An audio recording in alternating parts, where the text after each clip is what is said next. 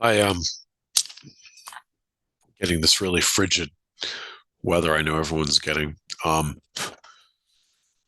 really cold here. Um, I wanted to make a comment in light of the death of David Lynch, and I have not seen all of his films, just a select few. But one of the ones I've seen that I loved was Mulholland Drive. I saw it in the theater when it came out, and God, it was fantastic. I loved it. I absolutely loved it.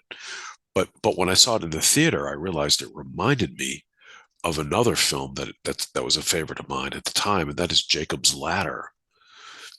So if you've seen Jacob's Ladder, you'll see like the framing device for each film is the same, and the viewer, the audience doesn't learn this until the end, right? So the framing device for each film is that each character is going through they're close to death, they're approaching death, they're very close to death, and the the the story, the narrative that we witness um, throughout the film is the psychological process that each character is going through as they lay unconscious, approaching their death.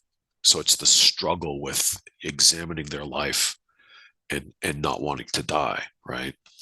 Um, so with Jacob's Ladder, it's Jacob Singer. He's dying on in the the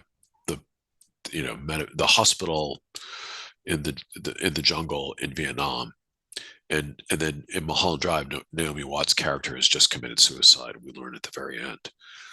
But when I saw that film, I realized the similarity, and I always wondered if David Lynch got the idea to frame the story from seeing Jacob's Ladder. It's interesting. So if anyone, I've listened to a lot of Lynch interviews. I've never heard him talk about this.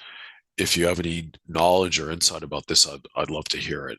What was David Lynch basing that whole way of framing Mulholland Drive on the way that they framed Jacob's Ladder?